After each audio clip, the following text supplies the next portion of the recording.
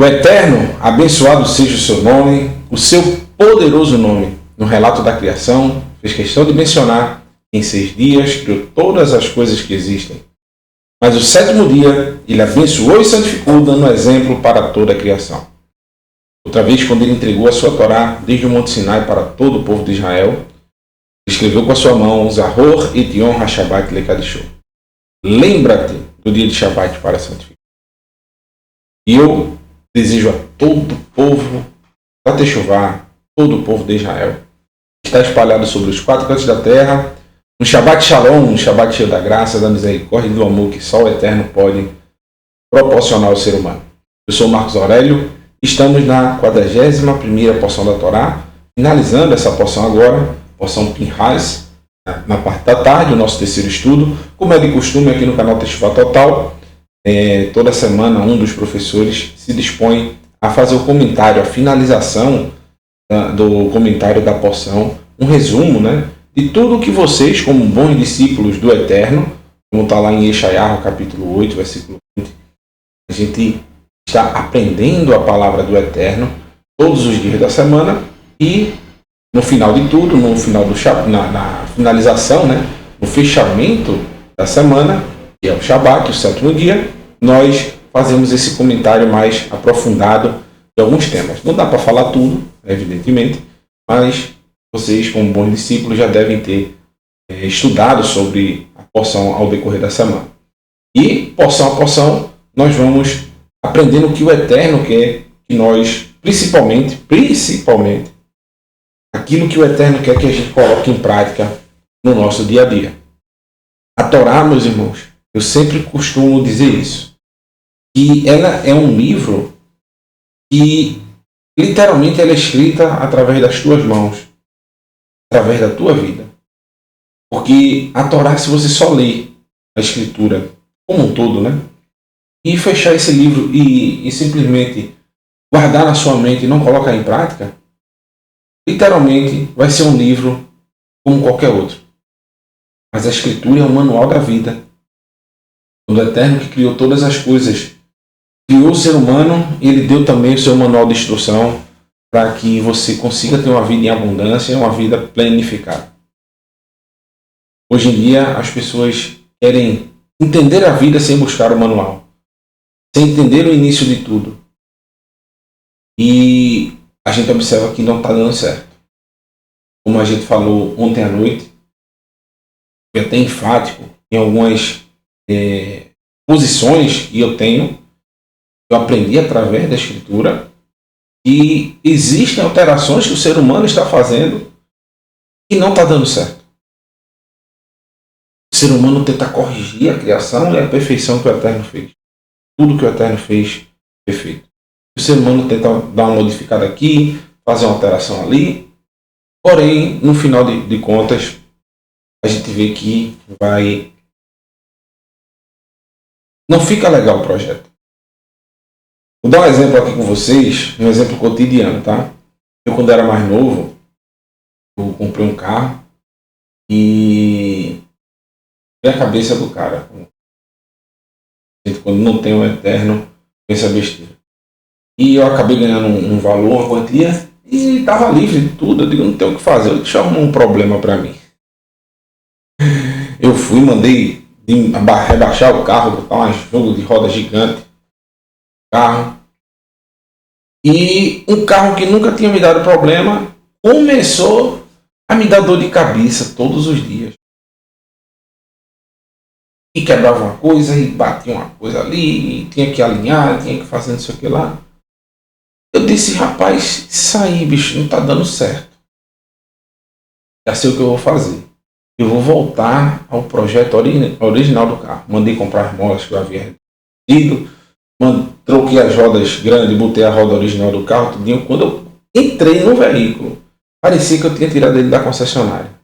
Voltou a ter aquele conforto, aquela situação. Nunca mais deu defeito. E eu alterei o projeto que o engenheiro passou tantos anos se dedicando para criar. Cada distância da peça, cada detalhezinho. E eu não me importei quando eu mandei o mecânico, tora essa mola aqui, pega essas rodas maiores, coloca no carro.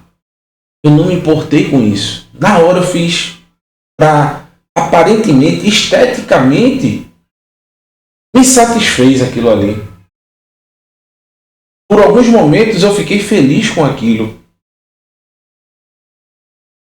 Eu realizei os intentos e a vontade do meu coração. Porém, ao longo do tempo, aquilo ali estava me corroendo e me destruindo. Isso eu estou dando exemplo de um veículo. Quem dirá nós, como seres humanos, que fomos criados segundo a imagem e perfeição do Criador. E nós, quando damos ouvidos à vontade, na realidade essa vontade não é nem de para você, porque eu que estava dentro do carro, eu estava me sentindo desconfortável. Mas quem via da rua, estava vendo que eu estava chegando num carro bonitão. Qual o detalhe? A gente está fazendo isso para os outros verem. A gente, na realidade, está dando ouvidos do nosso coração para situações que são para os outros pensarem algo sobre nós. Muitas vezes, também, a nossa vontade, o nosso coração, prejudica a nossa vida. Essa história de, faz o que está no teu coração. Escuta a voz do teu coração. O coração é enganoso, diz a Escritura. O coração é enganoso. É um ditado, que é dito quem serve ao inimigo. Faz o que tu queres, pois é tudo da lei. Ou seja, faz o que você quiser. Meu corpo, minhas regras. Eu faço o que eu quero. Assim é quem vive apartado do Eterno.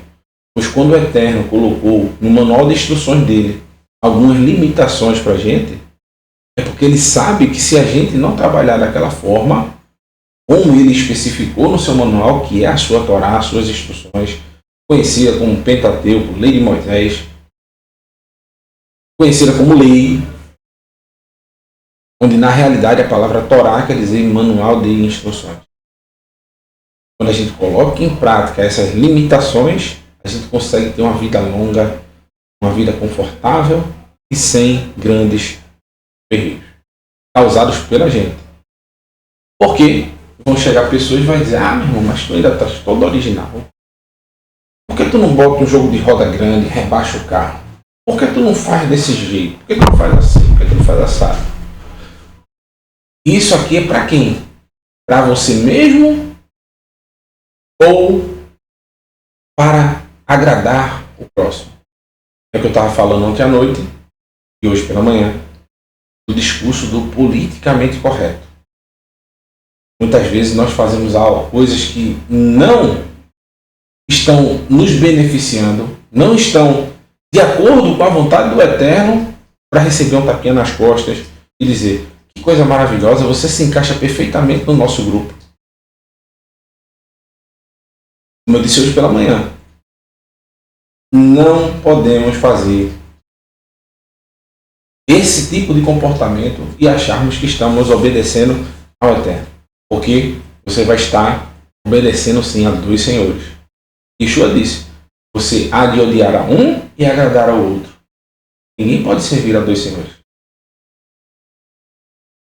Então, meus irmãos, feita essa pequena reflexão, esses meus exemplos são demais. Quem gosta é Daniel. Daniel, meu irmão, quando eu dou meus exemplos, tu fica doidinho aí, né? Fica rindo demais, né? Ele estava comentando comigo que no estudo de ontem à noite, ele rindo dos exemplos que eu dei, né? O marinão lá, sentado, com aquela cueca cheia de água sanitária, aquele calção todo sujo, rasgado, a camisa do candidato, o chapéu furado velho. É os exemplos que a gente dá aqui. E muitas vezes a gente conecta a escritura não somente com o texto bíblico. A gente não consegue imaginar transportar os exemplos bíblicos para a nossa vida, nosso cotidiano. Veja que eu consegui fazer um exemplo que é impossível você fazer, em tese, se você amarrar o texto bíblico, a Torá com um manual de um carro. Mas assim é para tudo na nossa vida. Você tem que transportar, trazer o entendimento da Torá para toda a sua vida, tudo que está à sua volta. Você tem que observar a palavra do Eterno. Até porque ela que formou tudo. Incluso a palavra do Eterno formou o manual do carro, formou o carro. Porque foi através do falar do Eterno que tudo criou. Tudo foi criado. Então, nós, como servos do Eterno, devemos encaixar a palavra do Eterno até no copo com água. A gente tem que entender que tudo isso, tudo que foi criado pela palavra. O ser humano não criou nada. Ele apenas transformou aquilo que já foi pronunciado pelo Eterno. Esse dom de aperfeiçoamento, de criação, tudo vem do Eterno. E tudo tem uma base intrínseca.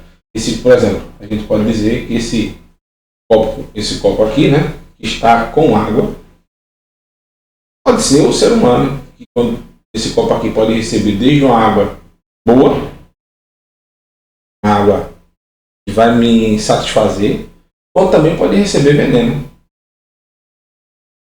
Depende do que você quer colocar no recipiente. Então, para tudo você pode dar um exemplo arremetendo para a Escritura. E a nossa vida deve ser, como disse Davi no Salmo 1. Para mim, é o primeiro Salmo e o 119. São os dois salmos mais importantes para mim. O primeiro Salmo me faz refletir quase todos os dias. Como eu citei ele ontem à noite. Deus pela manhã. E a gente não deve andar na roda dos escarnecedores. Você está na roda dos escarnecedores. Falei hoje pela manhã, perdão. Que me faz meditar na Torá do Eterno de dia e de noite. Como é que eu vou meditar na Torá do Eterno de dia e de noite? Analisando os comportamentos que estão à minha volta, analisando um copo com água, analisando um veículo que passa, analisando o meu trabalho, analisando a minha casa. Porque tem exemplo para tudo na Escritura. Tem exemplo para cuidar na sua casa, exemplo para cuidar com a sua família, exemplo para cuidar do seu trabalho, exemplo para com o próximo, para com o mendigo, para com os reis, com o higiene pessoal. Tem exemplo para tudo.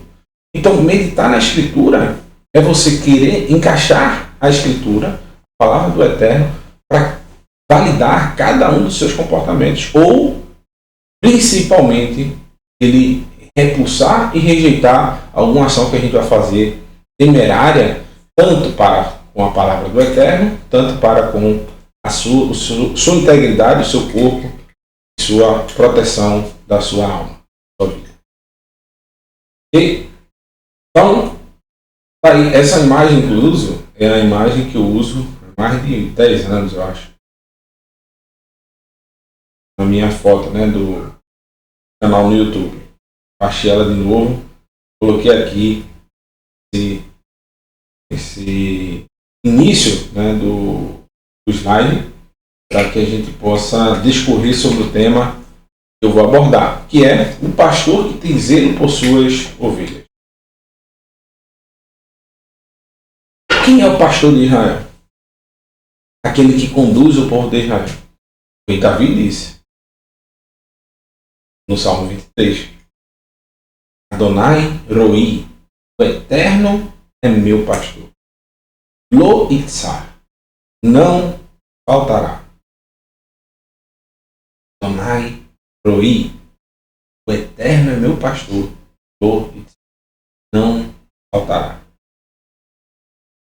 Ou seja, o Eterno é quem conduz a vida do ser humano. Porém, meus irmãos, imagine o Eterno com milhões de ovelhas. Ele colocou o seu braço direito. Ele entregou, em alguns momentos, para os seus braços direitos da história.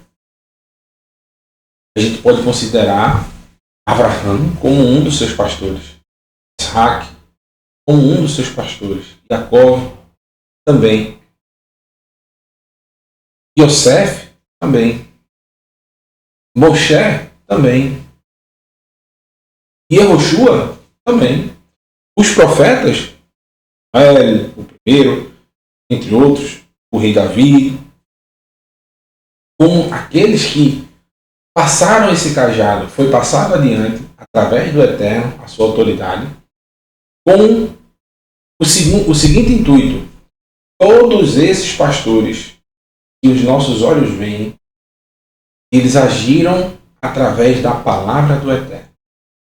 Eles não agiram por conta própria. O Eterno ordenava: meu filho, vá para tal canto com minhas ovelhas e dê comida a elas.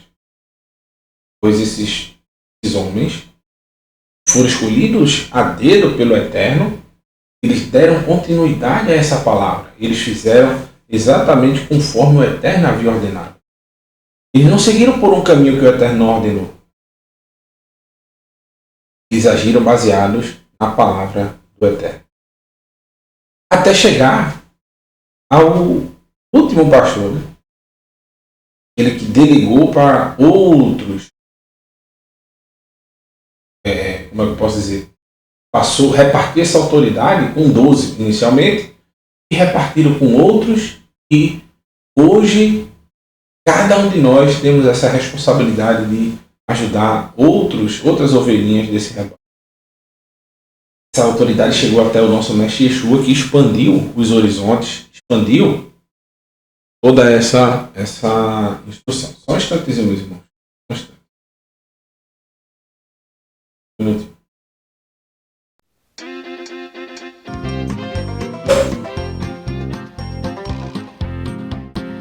Pronto. Então, acaba aqui. Carro de som alto. Deixa o microfone captura aí. Então, deixa eu clarear aqui a imagem e já tá bom para vocês olhar o texto.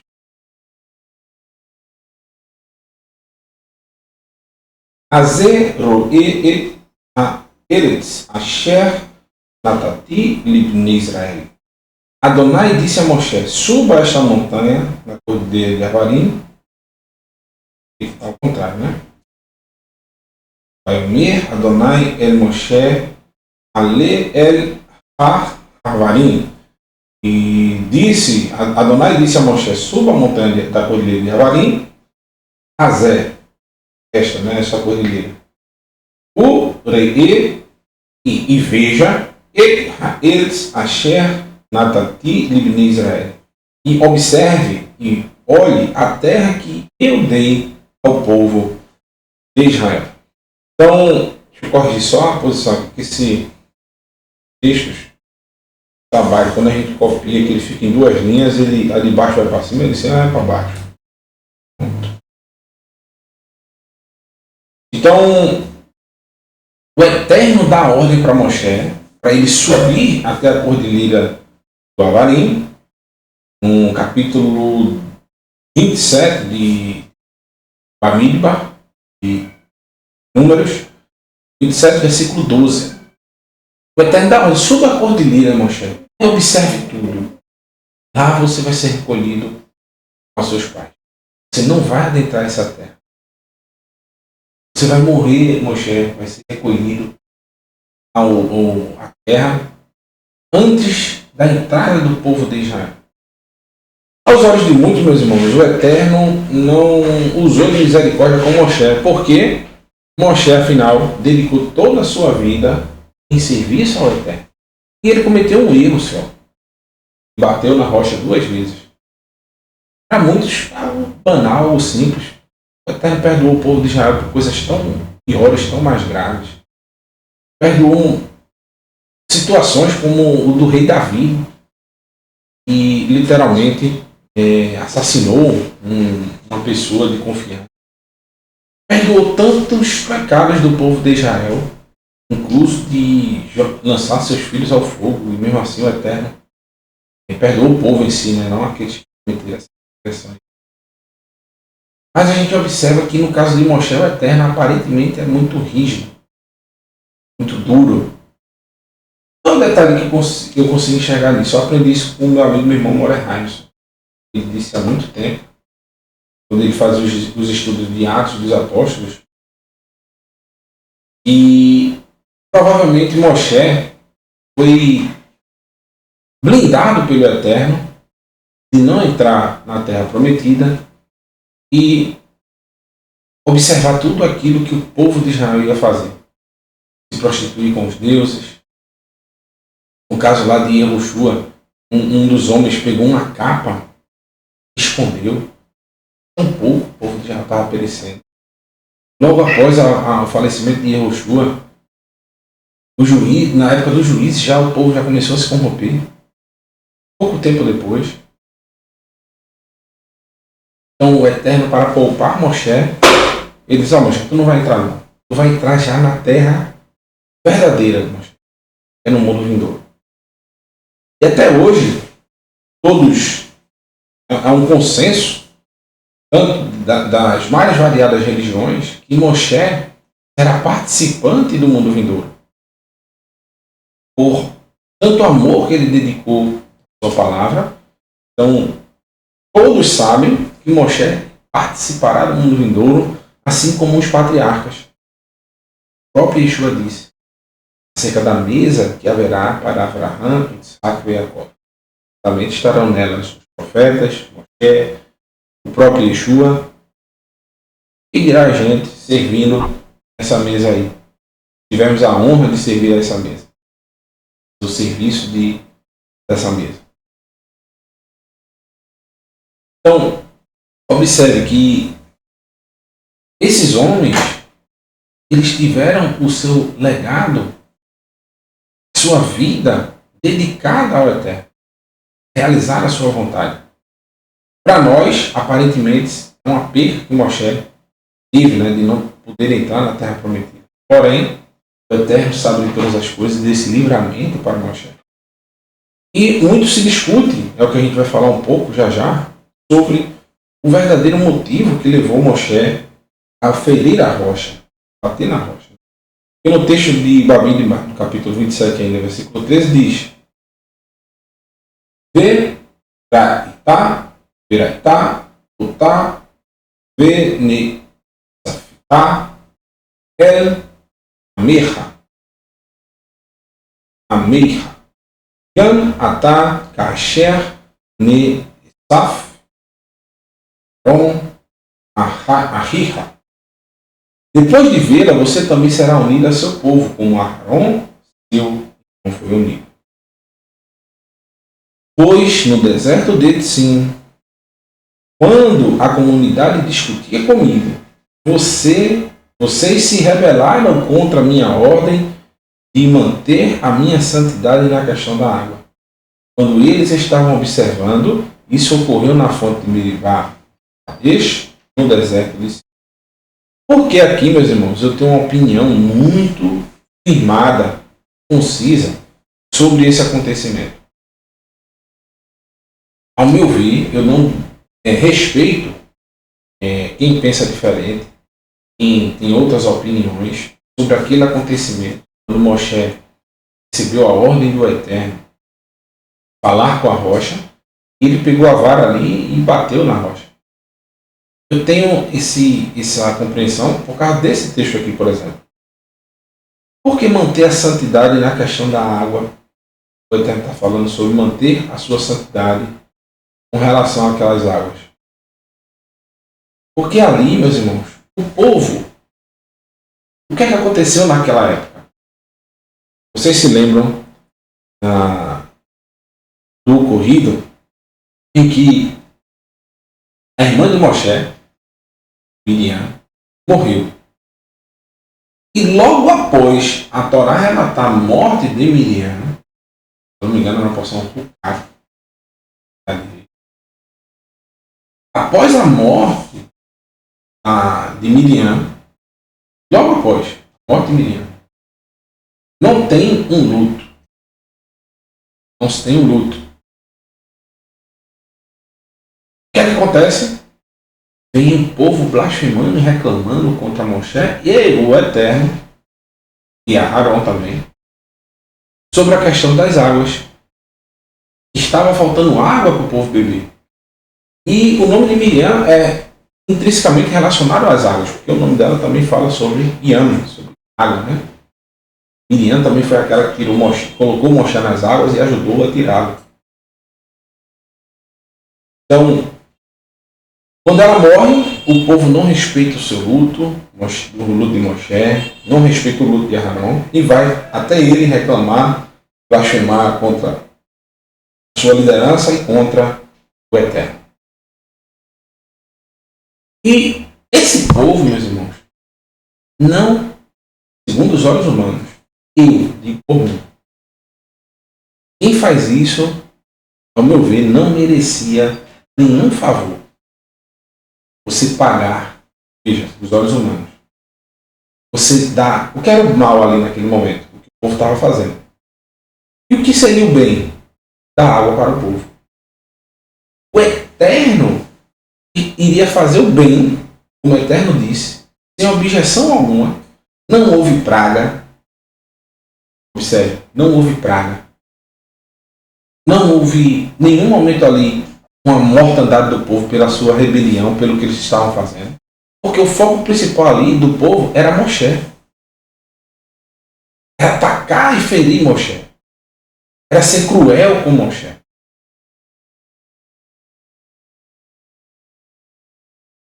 Não era nem atingir o Eterno, e sim a Moshe. Eles sabiam do seu luto e atacaram a sua pessoa.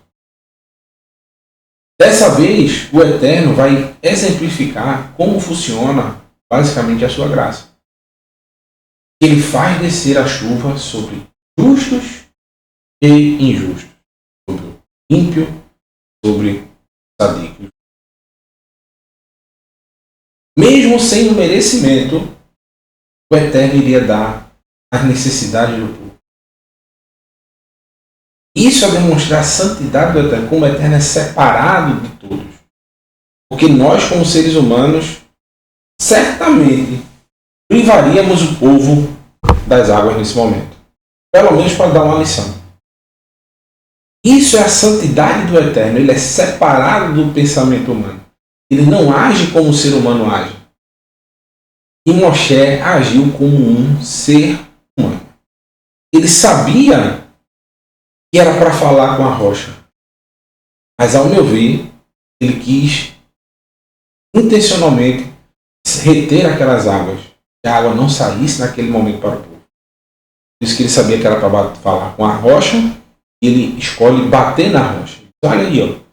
Vocês queriam água, vocês lembram que da outra vez eu bati na rocha e saiu água? Veja se vocês merecem. Vou bater agora, não vai sair água da rocha. Moshe bate a primeira vez e não sai água da rocha. Vocês são pessoas malditas, vocês, malditas não, né? Mas desprezíveis eles chamam, né? Pessoas amarguradas, pessoas ruins. E ele pega novamente a vara e fere de novo a rocha. Quando ele bate de novo na rocha, o Eterno vai lá e dá água.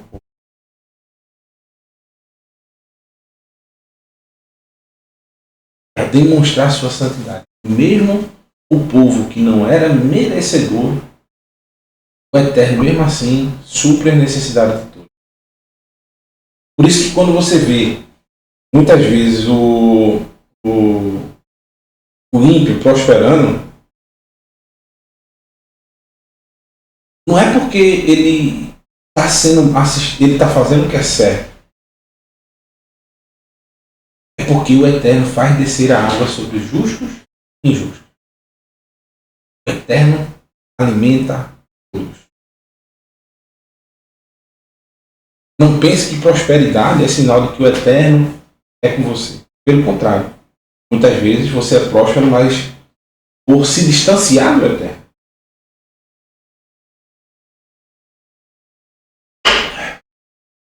Outra vez não, né? Lógico. O Eterno abençoa os seus servos de uma forma, eu posso dizer, regalada, né? Assim acontece na história. O Eterno escolhe a quem ele quer abençoar com bênçãos materiais, seja alimentação, seja roupas, seja condições financeiras, saúde. São vários tipos de bênçãos que o Eterno escolhe sobre o ser humano. cabe a nós estar aptos para receber de uma forma justa, de uma forma honrada. Então, para mim, manter a santidade na questão da água é justamente quando eles estavam observando se o Eterno pagaria mal por mal. Né? E o que é que Moisés fez? Isso ocorreu na fonte de Merivá, na fonte de Merivá, Quedes, no deserto de Edom. Aí o Eterno disse, Moisés disse a Moisés disse ao Eterno, né? Moisés disse a Moisés, foi ótimo. Moisés disse ao Eterno, e foi Adonai Elohei ha-Luchot Lichol Basar Ish'al ha-Da. E Adonai, Elohim da vida de todos os seres humanos, aponte um homem para liderar a comunidade. Então, Moisés ele aceitou, né? No livro de Devarim, mostra Moisés falando, pedindo ao Eterno mais um momento de misericórdia. Aqui a Torá ela é sucinta e diz que Moisés já mudou de assunto. Porém, no livro de Devarim, Moisés conta que suplicou ao Eterno para que entrasse na terra prometida. Porém, o Eterno foi categórico para dizer que não. Aqui aparece Moisés já preocupado com quem seria o seu sucessor. Aquele que estaria à frente daquela congregação. Ele sabe, meus irmãos, com a sua experiência de pastor, como ele passou 40 anos, né, em Midian, que se ele deixar as ovelhas soltas, elas vão se dispersar e se perder. Elas não têm o senso de perigo, o senso de voltar para o seu reduto, seu aprisco. Elas precisam do pastor para isso. O pastor, como eu disse, né, é aquele que conduz ao pasto. Do mesmo modo, seria o povo de Israel. Com Moisés à frente do povo, recebendo as instruções do Eterno, eles não tinham o conhecimento, eles se dispersavam e queriam se rebelar. Quanto mais sem essa figura de um líder que estivesse à frente do povo. Então, Moisés já está se preocupando com como ele recebeu a instrução de que ele subiria ao monte e se despediria, né, do povo e ele iria morrer antes da entrada do povo de Israel na terra de Canaã. O que é que ele faz? Ele está preocupado com a continuidade, né, do povo. O que é que como eles vão conseguir ir adiante sem esse líder, esse pastor que conduzisse eles à terra prometida. Então, a cada 42 letras, vocês já vão ver que, olha que coisa impressionante. Quando Moisés pergunta que pede para o Eterno apontar um líder, a primeira letra aqui do tetragrama do nome do Eterno é Yud. E a cada 42 letras, você sabe que representa os 42 estágios da Techuvá, que são os 42 estágios que o povo de Israel vai passar, vai andar, vai seguir nessa caminhada. Foram 42 estágios desde a saída do Egito até a Terra Prometida. E aqui, na primeira letra do tetragrama do Eterno, quando Moisés pede para que o Eterno aponte um líder, aparece a letra Yud. No próximo versículo, 42 letras depois, aparece a letra Shin. Depois a letra Vav, aparece a letra Vav. E por fim, a letra Ain. Formando o nome Yeshua. Todas essas letras no contexto da indicação desse nome, daquele que seria o sucessor de Moisés. Aí vocês me perguntam, isso é coincidência, meu irmão? Será que é? São 42 letras equidistantes, formando o nome de Yeshua dentro de um texto que remete única e exclusivamente do apontamento de Moisés para o seu sucessor.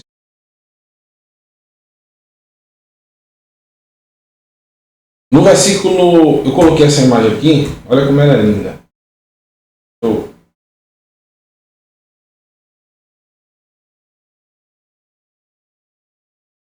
Não existe, até hoje, tecnologia para pastorear uma ovelha mesmo. Não tem um drone, não tem isso. O modo principal de pastorear uma ovelha é esse aqui. Ó.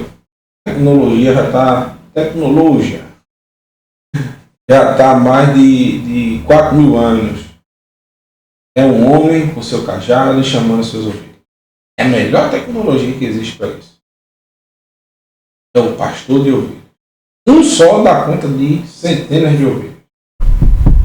Quando ele começa a chamar, ela vem correndo. E ele as conduz ao pasto. Agora, o pasto, observe, que coisa interessante. Essa foto aqui é de um livro que eu tenho, Manual dos Usos e Costumes dos Tempos Bíblicos. Essa foto aqui é muito interessante, porque mostra como é o território de Israel. São regiões que, na maioria das vezes, não tem pasto. Então, conduzir ao pasto é o pastor que tem a percepção e tem a noção de qual é o local melhor para aquelas ovelhas e ele vai levá-las única e exclusivamente, diretamente ao local onde essas ovelhas vão ter alimento em abundância. Em meio a uma terra escassa, em meio à desolação de um deserto. Observe o tamanho dessas ovelhas. Todas são gigantes. Por quê? Olha o tamanho dessas ovelhas. Porque esse pastor, ele conhece os locais para onde levar suas ovelhas. Ele sabe a época do ano correta que essas ovelhas, para onde deve conduzi-las. Sabe onde tem água fresca, boa, geladinha para essas ovelhas beber. Em meio a um calor escaldante e um deserto. Sabe qual é o momento em que haverá o frio? Ele não deve tosar suas ovelhas e tirar sua lã. Então, esse pastor ele tem todo na sua cabeça tudo aquilo que vai proporcionar uma qualidade de vida melhor para suas ovelhas. Então, essa é a tecnologia que jamais vai perder a referência, jamais vai perder a sua usabilidade, né? Por assim dizer. Vou clarear.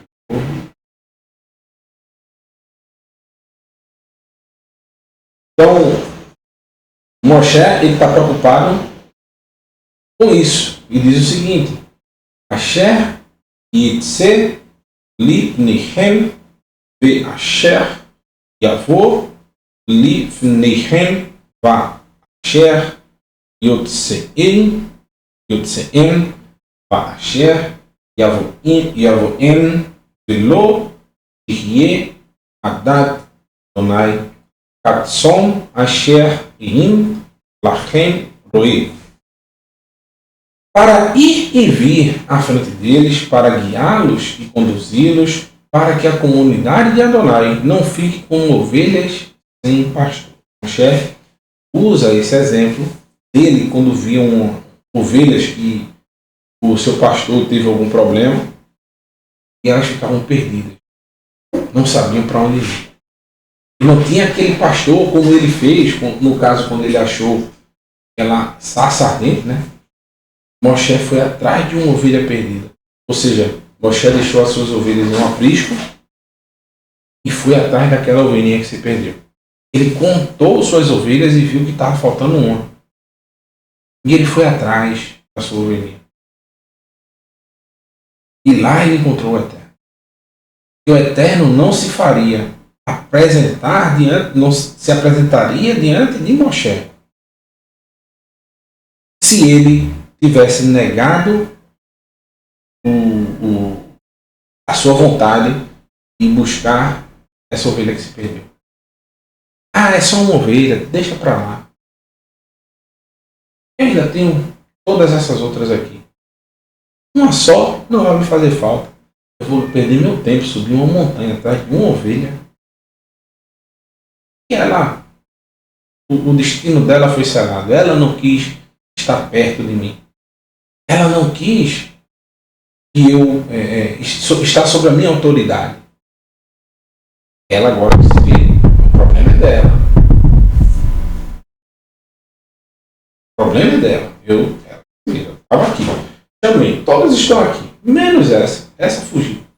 O Eterno apareceu para Moshe quando ele foi buscar aquela ovelha perdida. Porque uma vida para o Eterno importa muito. E o Eterno só é revelado para aqueles que se importam com aquela vida que ninguém dá valor, aquela que se perdeu, aquela que ninguém dá nada por ela. Quando o ser humano ele busca essas ovelhas perdidas, o Eterno faz se revelar tanto para esse que está buscando, quanto para aquele que se perdeu.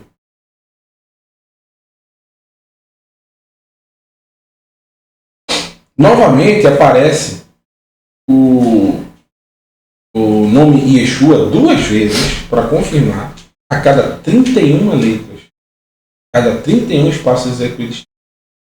Começa com a primeira aqui, a segunda, a terceira e a quarta. Então são duas confirmações do nome de Yeshua num contexto em que fala do apontamento desse novo pastor que guiará o povo de Israel. Para muitos que dizem, foi só uma coincidência. Não, uma não, são duas. E já tem a terceira. Eu vou deixar para o final, para ficar mais emocionante.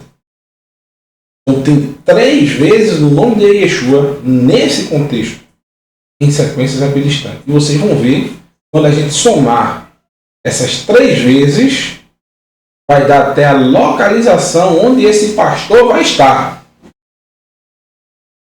Até a localização. Você vai sair daquele lugar ali, naquela região. Vamos para lá procurar ele?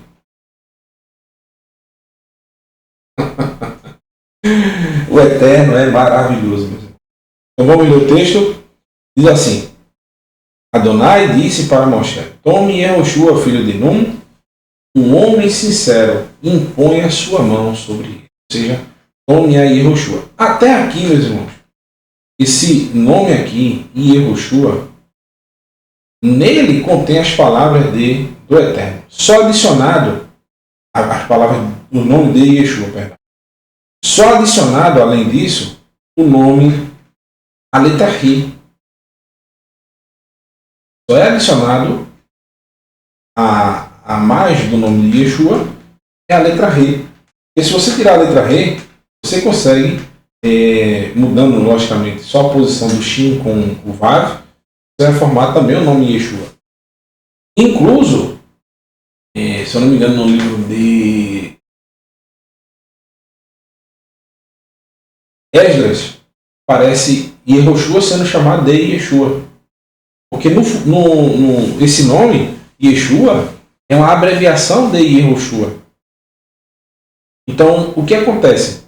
Aqui a gente já está vendo diretamente, basicamente, o Eterno apontando que até o nome do substituto de Moshe tem ligação com Yeshua. Observe que coisa interessante, né? Então, disse Adonai para Moshe: Tome aí Yehoshua, filho de Nun, um homem sincero, e impõe a mão sobre ele. Ou seja, delegue Moshe à frente de todos a sua autoridade para Yehoshua. Delegue para ele essa função. Ponham diante de Elazar o correio. Toda a comunidade comissione-o à vista deles. Então, toda a comunidade de Israel veria e deveria validar a autoridade de Yehoshua como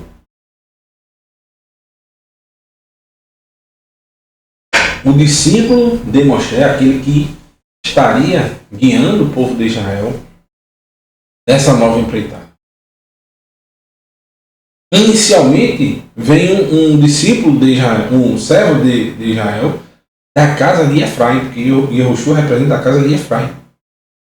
Porém, o cetro, o Eterno foi prometido até pelo patriarca, né, Yaakov, E foi referendada até pela profecia de Bilã, que o cetro estaria sobre Yehudá. Então, é evidente que esse Yeshua, a qual aparece aqui por trás do texto, né, quando a gente encontra em sequências equidistantes na Torá, esse Yeshua é o da tribo de Yehudá, o qual o seu cetro não passará mais adiante, não terá fim o seu reino, porque ele é a mão do Eterno sobre as suas ovelhas. Ele é o pastor que aparece lá na profecia de Ezequiel capítulo 34. Eu acho importantíssimo que vocês leiam essa profecia. Ezequiel 34. É belíssimo. Fala justamente do pastor que vai tirar da mão daqueles pastores de Israel que estariam se aproveitando das ovelhas do Eterno. E vai cuidar daquelas ovelhas que escorneiam suas irmãs. E o seu reino não terá mais fim.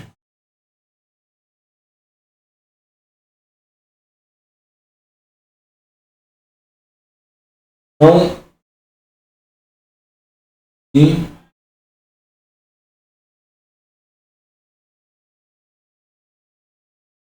no capítulo, versículo 22. Observe que vai começar ainda nós temos aqui as sequências equidistantes, 42 a 42, e nós temos a cada 31, né? Quando você soma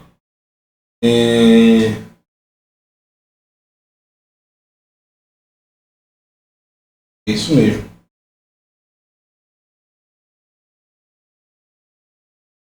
A gente já vai apontar no final do texto essas sequências equidistantes que mostram o nome de Yeshua. Porque ainda tem outra sequência, eu não coloquei nos slides, peço perdão aos irmãos, depois eu vou dar uma olhadinha, acho que não. Tá aqui. Eu já vou mostrar no final, a cada 31 de novo, no capítulo ainda 27, versículo 20, aparece novamente o nome de Yeshua, está no final do estudo, exatamente. Já subiu aqui o spoiler. Em hebraico, já viu aqui embaixo, tá? Quem entende de hebraico aí, quem não estudou ainda, tem um curso completo do hebraico aí no nosso canal. Quem já sabe ler em hebraico, vai ver o spoiler que sem querer subiu aqui. A região desse pastor, tá? Não vou falar aqui, tá? Vou deixar para o final. Aqui é a região de onde vai surgir.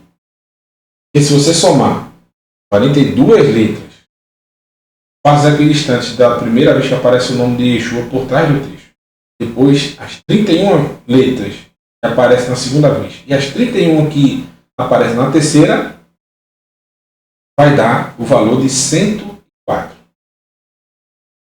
E quem conhece aqui o idioma hebraico, quem fez o curso aí com o Moré Felipe, já vai ver a questão das letras aqui e vai conseguir enxergar basicamente o que a gente está falando, né?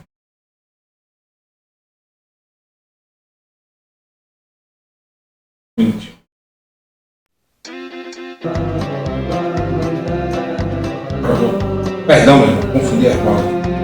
Vou falar já nesse slide. Que bom que eu voltei a somar aqui, cadê? Isso. O spoiler estava dado errado, na realidade. Eu fui somar aqui. Alô de Prísio. Aí, nós temos aqui Gimel, né? Nós temos o Lamed, com o Yud. Então vai dar o total de 73. O Gimel 3, Lamed 30, com 10, 30. 43 com mais 30, 73. E vai dar a palavra Gali. Então as duas primeiras vezes que aparece aqui o nome de Yeshua, formando o número 73, vai dar a palavra Gali. Só que vale no final, somando mais a outra aparição, é isso que eu estava me confundindo, vai dar justamente o nome de outras localidades que são opostas a tudo aquilo que representa o Eterno.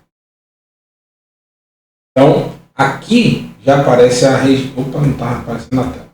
Aqui já aparece, nesse slide aqui, somando, né, 42 mais 31, são as sequências de letras equidistantes que aparecem aqui, dá 73 que formam a palavra Galil, dá até a região de onde esse profeta surgiria. Né? Ele vem de Natseret e ele se muda para Quefarnaum, região da Galileia. Okay? Por isso que Yeshua é conhecido como um Galileu. No livro de Devarim, perdão pelo equívoco aí, tá? Porque tem outra somatória das sequências equidistantes. Quando eu fui somar aqui, eu digo, não está dando 104, né? Somando as 3 vezes que vai aparecer o nome de Yeshua. Fui somar e deu as 2 vezes que aparece o nome de Yeshua nesse slide só. Você somar as 2 dá o nome número 73, que é o mesmo valor numérico da palavra Galil, região da Galileia. Observe aqui, em Deuteronômio, Devarim, capítulo 18, versículo 18, parece novamente algo que remete, vai nos arremeter a esse que viria depois de Moshe. Moshe está no seu último discurso falando sobre a sua sucessão, que o povo receberia alguém que o sucederia. E Moshe recebe uma instrução que haveria alguns condicionantes para provar se aquele homem servia ao Eterno ou não. E uma delas é justamente os sinais e prodígios que ele faria e que, principalmente, que esse homem estaria incumbido de dar seguimento a cada palavra que foi pronunciada a Moshe. Tanto que Yehoshua, quando é comissionado lá no livro de Josué, Yehoshua no capítulo 1, o Eterno diz para ele ser forte e corajoso, mas em que condições? Colocando em prática cada uma das palavras que foram ditas a meu servo Moshe. Ou seja, ele vai ser forte e corajoso, seja destemido, e o Eterno estará com ele, se ele tem a condicionante. Colocar em prática a Torá de Moshe. Pouco antes, meus irmãos, veja que não é ligado a Yehoshua essas profecias. Também é, mas não é direcionado a Yehoshua essas profecias. E num livro de Malaquias, no capítulo 4, né, nas versões de Ferreira de Almeida, versículo 4, se eu não me engano, está falando ali que aquelas pessoas que iriam servir ao Eterno deveriam aguardar o sol da justiça, que traria cura sobre suas asas. Se não me engano, no versículo 2. No versículo 4 diz: prestem atenção na lei do meu servo, na Torá de Moshe, a qual eu entreguei a ele as palavras. Ou seja, que os discípulos do Eterno deveriam prestar atenção.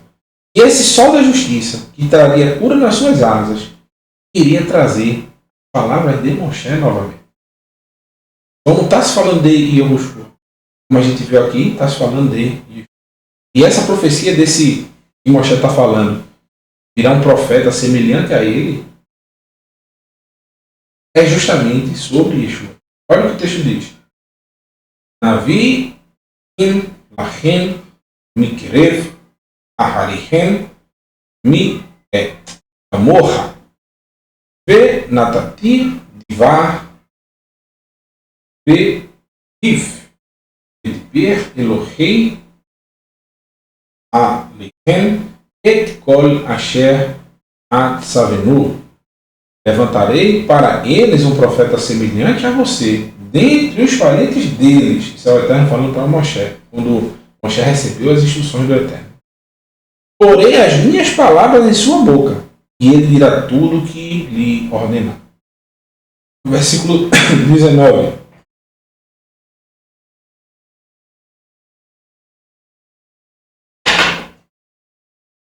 V'haya ha'ish asher lo Ishma el divarei asher idaber be shmi anochi Erosh me imo. Quem não ouvir as minhas palavras, e ele falará em meu nome, prestará contas de si mesmo a mim. Ou seja, se o povo não der ouvidos às palavras que o Eterno pronunciou, que devem ser semelhantes às palavras de Moshe, ou seja, segundo o que Moshe escreveu, que as palavras de Moshe não são deles, são do Eterno. Do mesmo modo, esse profeta tem que dizer isso, que suas palavras não são suas, mas do Eterno que o enviou. E o Eterno muda, na porção Balaque, anterior. O Eterno não muda. O Eterno não é homem para que minta, nem filho do homem para que volte atrás. Então, se ele deu a sua Torá anteriormente para toda a humanidade e que ela deveria ser o padrão de vida do ser humano, ela não mudou hoje. Não mudou por causa da tecnologia. Ela não tem que se adequar à vontade do ser humano. O ser humano é que tem que se adequar à vontade do Eterno. O manual, ele não muda ao decorrer do tempo. Ah, mas meu irmão, chegou tecnologia nova, a gente tem que adicionar isso. Não. Tem que permanecer do mesmo modelo que foi desenvolvido. Deve desenvolver o ser humano e ele deu o seu manual de instruções de criação. Olha o que Yeshua fala em Yohanan, capítulo 14, versículo 23. Vá Ya'am Yeshua Vayomir Elaiv Ishki Ye Ehavani Ishmor Et Divrei de Arai Ve Avi e Av Oto Ve Eloiv Navô Ve Shahanu Oto. Yeshua respondeu: se alguém me ama, guardará a minha palavra, meu Pai o amará. Nós viremos a ele e faremos dele nossa. Faremos dele, dentro dele. Então, Yeshua, ele está dizendo que se alguém ama o Eterno e ama a ele, guardará a sua palavra. E o Eterno também o amará por causa dele. Nós, como servos do Eterno, estamos guardando as palavras que ele pronunciou sobre a sua Torá. Aí Yeshua vai falar exatamente o que Moshe estava escrevendo em Devarim, capítulo 18, versículo 18 e 19. Quem não me ama não guarda minhas palavras. A palavra que vocês estão ouvindo não é minha. Não é minha, mas meu Pai que me enviou. Então, as palavras que Yeshua está contando são as palavras que o Eterno entregou desde Moshe para ser passado para a humanidade. Yeshua está explicando sobre, como Yeshua disse certa vez no Sermão do Monte, logo no início do Sermão da Montanha. Ele disse: não cuideis que eu vim abolir a lei aos profetas. Torá ou os profetas. Eu não vim abolir, mas vim, a palavra ali em grego é cumprir, dar o pleno entendimento. A palavra plero. Em hebraico eu não tenho a ciência ainda, não dou uma meditada nisso, mas é como se fosse revelar o que está oculto. Revelar, trazer à tona e está oculto. É você mostrar e amplificar. Você trazer luz sobre algo que as pessoas não estão entendendo direito. Então Yeshua não veio destruir a palavra do Eterno, que era, no primeiro século, era conhecida como a Torá de Moshe. Até hoje. Ele veio dar o pleno entendimento para ela. Ela era plena. Continuando, meus irmãos. Deixa eu parar aqui. Vamos adiantar. Mais uma vez, deixa eu escolher. E para você ver essas belíssimas imagens.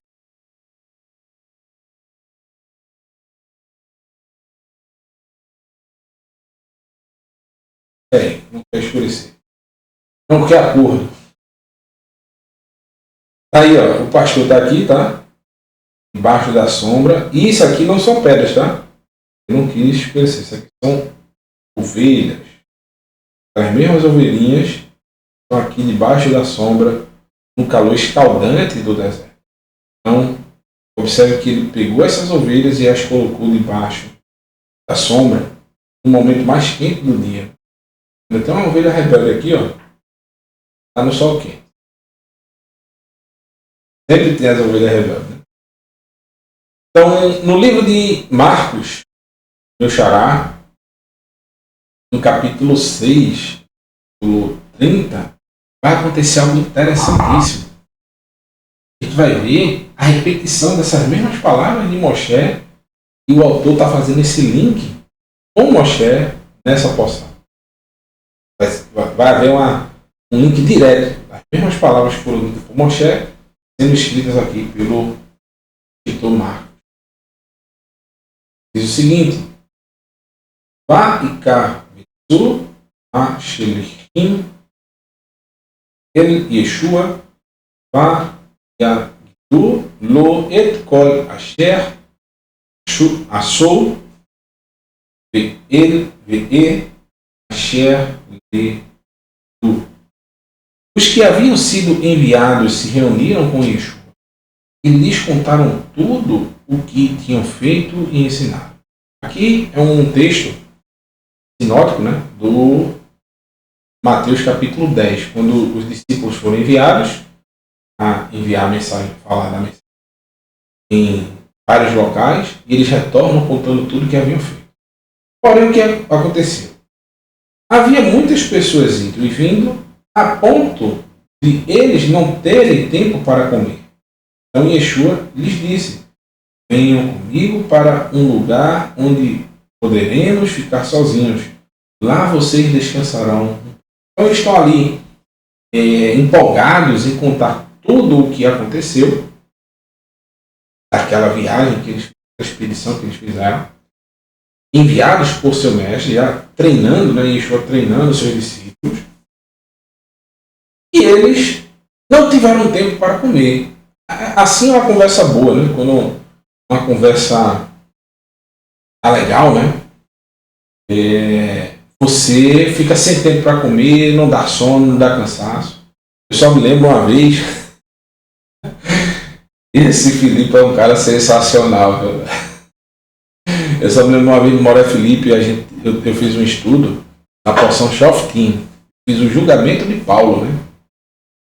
E eu falando sobre o momento em que Paulo estava ali falando acerca da palavra durante um tempo, aí Felipe lembrou de um caso, ocorre lá em Atos capítulo 20, se eu não me engano, em que um discípulo ele cochila de meia-noite e cai, né, da varanda. Ele morre, e Paulo vai lá e faz uma oração com os outros discípulos ali e ressuscita. Aí Felipe escreveu no chat, né? Veja, meu irmão, Paulo falava tanta baboseira às vezes que o rapaz teve até tédio, dormiu e morreu. Eu li nos comentários depois, eu nunca ri tanto, viu? O rapaz morreu de tédio. Olha, esse Felipe, meu irmão. É sensacional. Ele diz que eu sou um menino sensacional, mas sensacional é ele.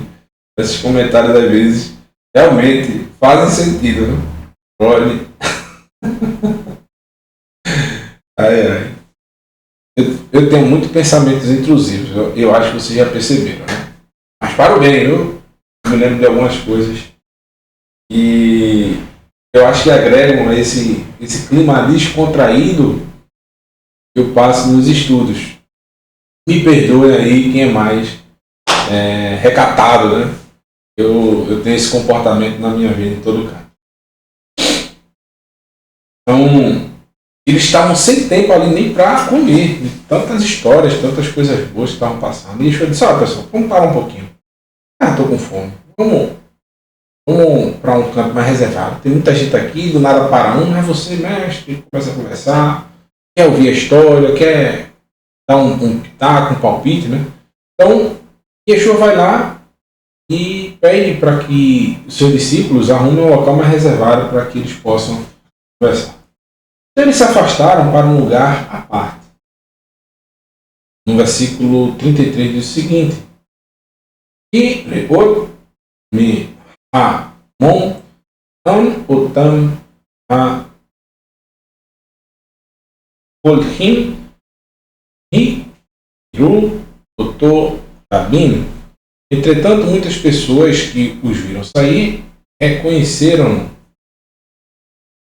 Vichem va yarutsu de derech ha shah mikol ha irim ve va yamu levou em live. Correram a pé de todas as cidades e chegaram ao lugar antes. Então, qual é o detalhe? Imagine você, seus discípulos vêm até o pé do mestre, começam a contar essas histórias, vai acumulando gente, vai passando gente do lado para o outro. Não tem como se concentrar. E Yeshua diz: olha, vamos para um lugar mais distante. Os discípulos se levantam todos juntos, começam a seguir, por exemplo, para uma montanha. Quando eles veem que os discípulos estão seguindo para aquela montanha, o povo diz: olha, vamos chegar lá primeiro que eles. Então o povo já saiu correndo por outros caminhos, porque eles iam a passos lentos, conversando, né? Aquele grupo já correu e foi antecipadamente se sentar e tomar os melhores lugares. Aqui é que aparece a mesma expressão que Moshe cita quando se preocupa quem o Eterno iria delegar para continuar em cuidado do povo de Israel. E que aparece o link da porção Pinhas, ao texto de Marcos. Diz o seguinte: Va Yetsu Yeshua Va Yare Amon Am Rav. Quando Yeshua saiu do barco, viu uma grande multidão. Nem estava ligado que esse texto ele estava no barco. Viu? Ali realmente é mais difícil. Ou seja, eles pegaram, entraram no barco, eu creio, né, e foram andando para o outro lado para uma outra parte do Mar da Galileia, né, que é um lago de água doce. Então, quando eles viram os barcos seguindo para outra direção, o povo foi fazendo a correria, correndo, né, e andando pela margem do lago e vendo mais ou menos para onde eles iriam parar. Então, Yeshua disse: olha, não vai ter como. O povo está ansioso, está sedento para a gente. A gente não vai fazer o povo ficar andando para o lado. Vamos parar aqui mesmo. Começou a lhe ensinar muitas coisas, cheio de compaixão por eles. Aí o texto continua, né? Ni himru alechem ki hayu katson asher im roi. Va yachel de Portanto, Devarim, Shonim. Começou a lhe ensinar muitas coisas, cheio de compaixão por eles, porque eram como ovelhas que não têm pastor. Então, por que esse texto está falando exatamente que eram como ovelhas que não têm pastor? O acontecimento, meus irmãos, da morte de Yohanan HaMakbil, João Batista. Ele havia morrido, né? E todos tinham Yohanan como um pastor, um profeta do Eterno. Eles estavam inconsoláveis pela morte daquele homem que representava a classe mais humilde da população. E, na maioria das vezes, é a quem o Eterno tem um apreço e ele fala diretamente. E o clero, os mais importantes, eles não têm, na maioria das vezes, a vontade de querer ouvir a palavra do Eterno. E subir ao poder, meus irmãos, o poder corrompe, consome. Então, Yeshua observa a dor daquelas pessoas. Eles estão como aqueles que confiavam em Moshe e viam que Moshe iria morrer. No seu último discurso, Moshe está tentando ali, literalmente, lembrar de todas as histórias e dar confiança ao povo de Israel. E mesmo após a sua partida, o Eterno levantaria outro semelhante a ele. Não era para eles confiarem na presença de um líder, e sim na palavra do Eterno. O Eterno iria sempre levantar alguém para poder dar continuidade à sua mensagem e ao seu reino. Yeshua observa isso, e o autor observa que Yeshua sentiu o mesmo mover que Moshe sentiu quando iria estar prestes a deixá-los. Yeshua passa essa mesma situação para os seus discípulos, dizendo o tempo todo que eles iriam ser mortos e ressuscitaria, e que esses discípulos iriam fazer a diferença. Chega no momento que Yeshua passa uma confiança tão grande para os seus discípulos, que ele chega a dizer o seguinte: vocês farão obras tão grandes e até maiores que essas que faço. Imagine os discípulos ouvindo isso de Yeshua, dizendo: mestre, não eleva muito o sarrafo não, que a gente não está nesse nível aí não. Por quê? O líder, ele sempre tem que influenciar para que seus discípulos o superem, porque senão não haverá avanço. Se você num trabalho, se você num colégio, numa escola, se você na sua casa não for melhor do que aquele que ensinou, não no sentido de depreciar a figura do mestre, daquele que te ensinou. Mas se você não o superar, não haverá evolução. Se quem criou o computador ficasse retido ao primeiro cara que inventou o computador lá em 1900 não sei quanto, até hoje, para ter um computador, a gente teria que estar dentro de uma sala gigante, cheia de maquinário, para ter uma memória equivalente a uma calculadora que nós temos hoje. Alguém, um discípulo, ao ver os ensinamentos que aquela pessoa passou, analisou e disse: olha, dá para fazer, essa ideia foi genial, eu rendo graças e honras àquele que teve a ideia original. Porém, a gente pode ir ajudando a aprimorar isso aqui. Fazer de tal maneira, fazer de outro jeito. Então, o conhecimento ele tem que ser compartilhado e ele tem que chegar até, literalmente, a todos. E quem está aprendendo tem que estar sempre em processo de evolução. Porém, Yeshua, meus irmãos, chegou ao limite técnico que a gente chama. Ele se fundiu ao manual. Então ele nos incentiva para que a gente chegue no mínimo no nível dele. Abaixo disso, a régua é muito rápida. Então Yeshua se comove com esses, assim como Moshe comoveu em ver aquele povo como uma ovelha sem pastor. Ele vê discípulos de Yohanan e João aqui, né?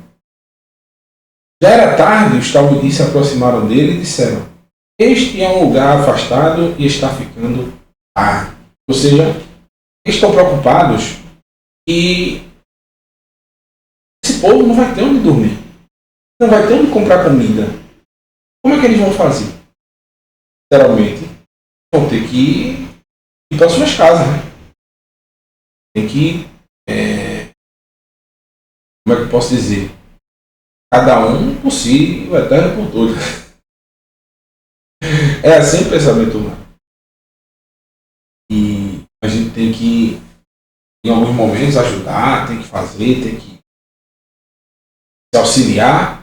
Mas chegando um momento que você diz: olha, meu irmão, não vai dar, você vai ter que seguir para sua casa, você vai ter que fazer o seu, dar os seus pulos, né?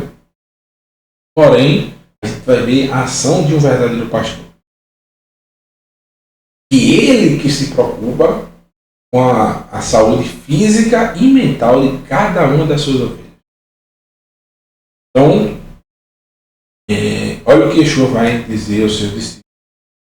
No livro ainda de Marcos, capítulo 6, versículo 36.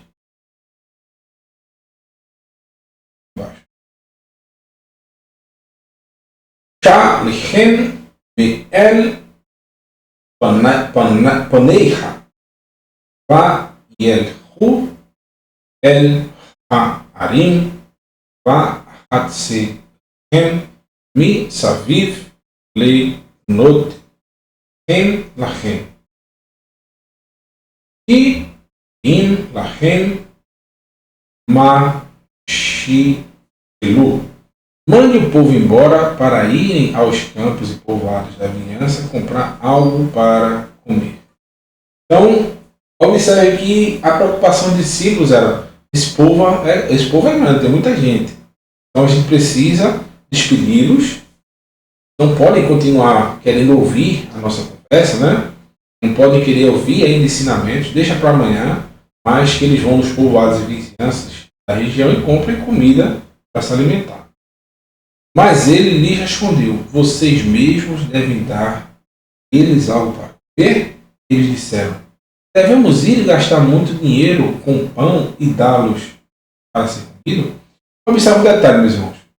Aqui, o que é que os discípulos estão dizendo para Yeshua?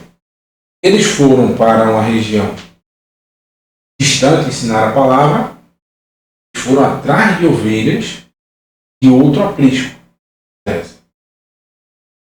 Agora, quando são as ovelhas do seu aprisco, que são pessoas que estão querendo ouvi-los, eles querem dispersá-los. O ensinamento que eles tiveram na viagem que eles foram fazer está sendo concluído agora, nesse acontecimento. É tudo intrínseco. Estão voltando de ir buscar ovelhas perdidas, né? Yeshua, quando enviou, os dispersou, lá em Mateus capítulo 10, diz assim: não parem no caminho dos gentios, não vão para tal canto, antes ide as ovelhas perdidas da casa de Israel. Ou seja, eles foram buscar as ovelhas que estão perdidas. Porém, as ovelhas que estavam no aprisco era o povo Yehudim.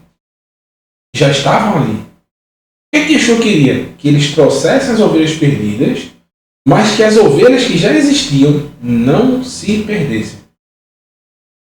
E o que é que, metaforicamente falando, os discípulos estavam querendo fazer com essas ovelhas?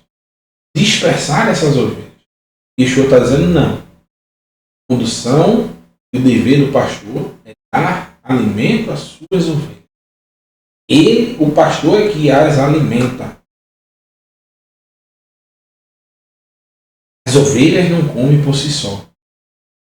As ovelhas não podem comer por si só. O que as conduz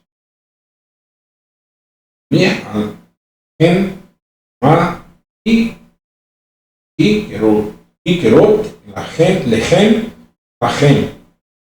לכו וראו ויראו ויאמרו המשה לכן והדגים שנים. Yeshua lhes perguntou: quantos pães vocês têm? Vão e verifiquem. Quando descobriram, disseram: 5 pães e 2.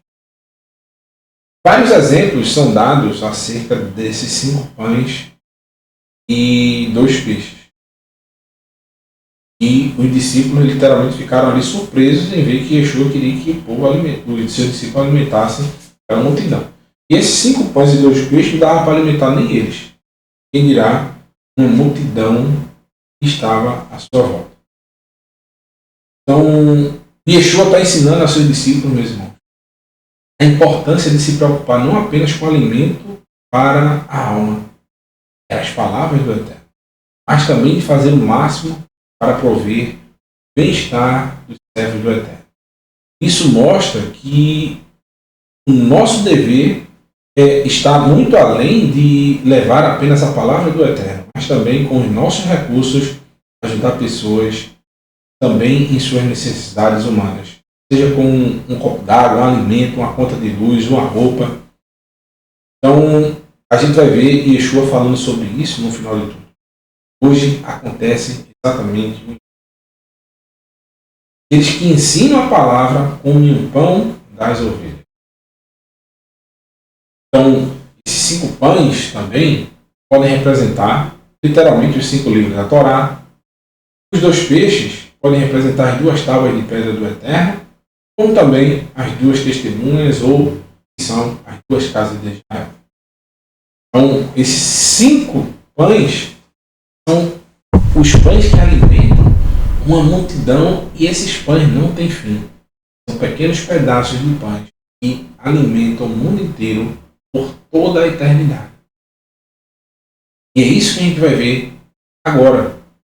E esses pães conseguiram alimentar. Ele ordenou a todos que se sentassem em grupos sobre a grama verde. Por que mandou se sentar? Eles não são ovelhas do pasto.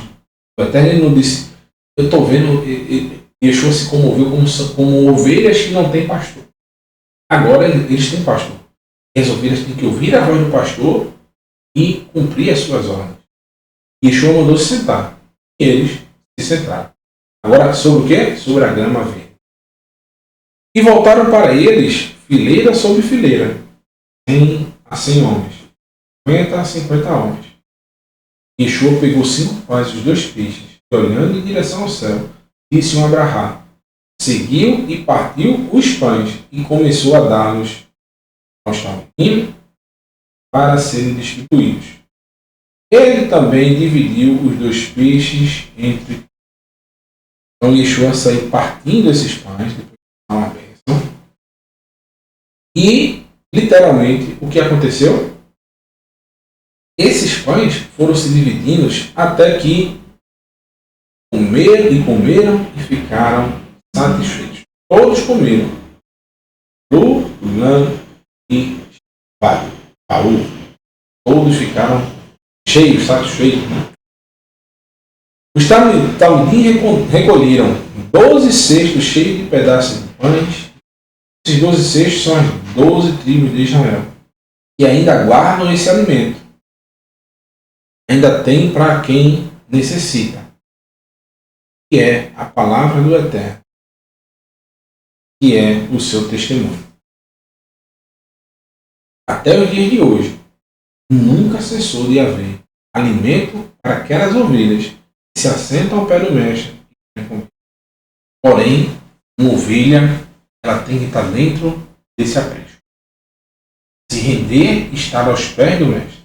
Estar aos pés é o que a gente aprendeu já desde Deuteronômio, capítulo 33, versículo 3 e 4. Diz assim, certamente és tu que amas o povo. Todos os santos estão em tuas mãos. A teus pés, todos eles se prostram de ti e recebem instrução. Então, o conceito de receber instrução vem de Deuteronômio 33, versículo 3 e 4. Aí o texto diz, a Torá que Moshe nos deu é a herança da Assembleia de Jacó. Então, se você é filho de Israel, você tem que aprender nos pés do mestre a Torá de Moshe. Então, existem vários textos que falam dessa prática. Por exemplo, Paulo é instruído nos pés de Gamaliel. Então, estar aos pés do mestre é você estar aos pés de alguém que vai te ensinar a Torá. Yeshua, quando mandou todos se assentarem, é justamente que eles dariam um ensinamento para eles. Mas o ensinamento estava sendo para quem? Para os seus discípulos. Eles precisariam alimentar o povo. Eles são pastores que ajudariam as pessoas. Yeshua, quando chama, diz, eu vos farei pescadores de homens. Ou seja, vão trazer para tirar do mar, né? E trazer para dentro do seu cesto pessoas. Para que eles cuidem, para que eles tomem conta. Versículo 44. O número de homens que comeram os pães era de 5.000. E para a gente finalizar, é aquela última parte que eu acabei me embananando. E aos irmãos, aparece novamente o nome Yeshua em sequências equidistantes de 31 letras. Diz o seguinte: Ve natatá mi rodera roderá alive le ma'am ishmu kol hadad bnei Israel. Delegue a ele um pouco de sua autoridade para que toda a comunidade de Israel o obedeça. Quem vai obedecer a quem? Aparece de novo aqui, ó. Yud, Shin, Vav, Já já aparece o ai.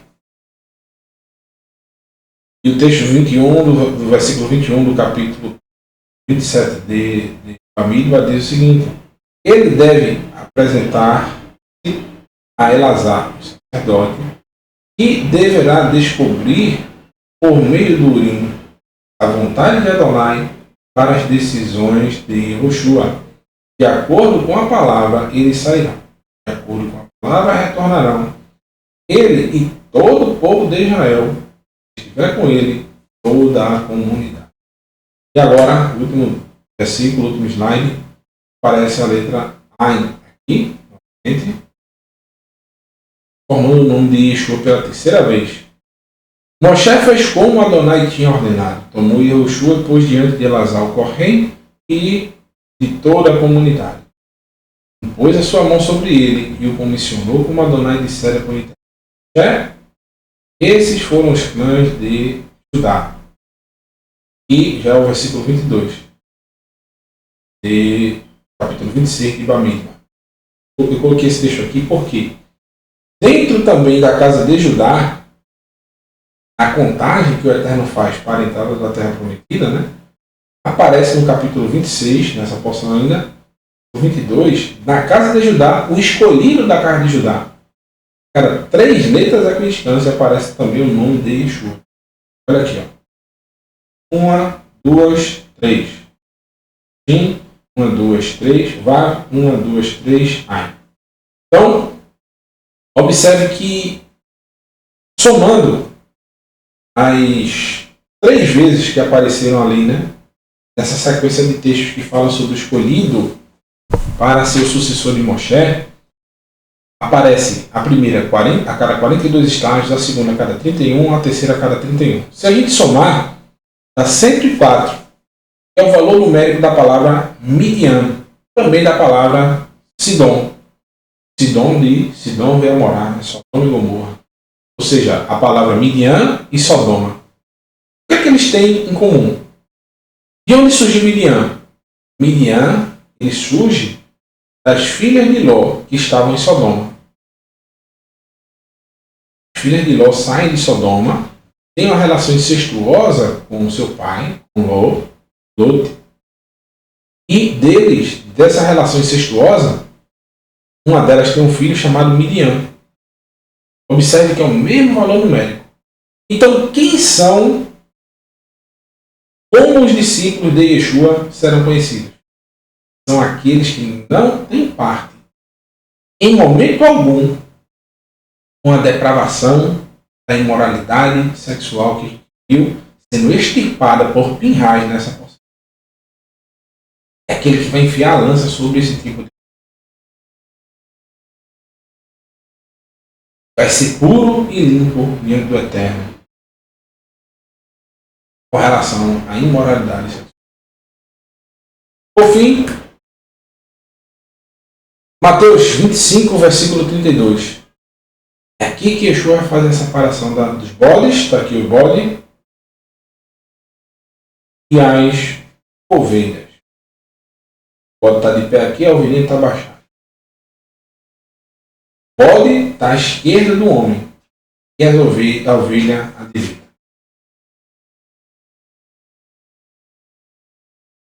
Então, em Mateus 25, versículo 32, diz: todas as nações serão reunidas diante dele. Ele separará uma das outras, como um pastor separa as ovelhas. Assim que Yeshua nos ensina e é assim que nós devemos viver. Então, esse foi o nosso estudo. Que o Eterno abençoe, guarde cada um de vocês. Vocês tenham uma semana abençoada, cheia da misericórdia, do amor e da fidelidade. Só o Eterno pode nos proporcionar. E tudo que vocês façam prospere, dê tudo certo. Que o Eterno os guie em cada um dos seus passos. E possamos ser uma das suas ovelhas, estando dentro do seu aprisco. Então, deixarei vocês com a Birkat Kohanim, com meu amigo e irmão Garganta de Aço. Amém.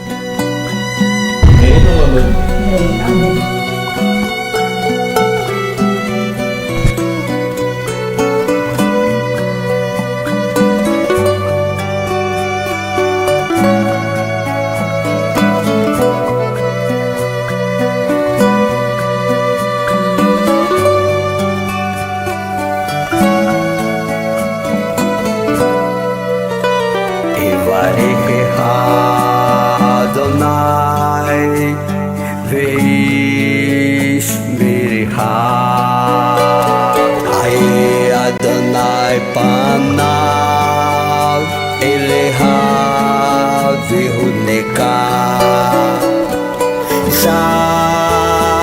Adonai panav eleha v'yaseh leha shalom v'yaseh leha shalom Yivarecha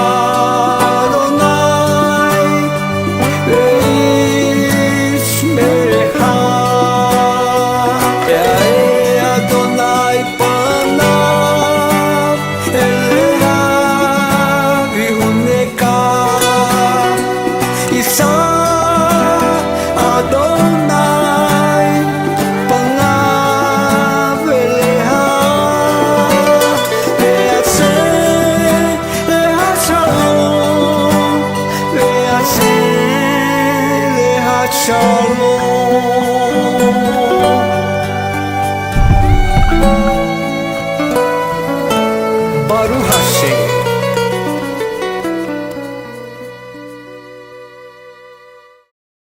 E o Eterno te abençoe e te guarde.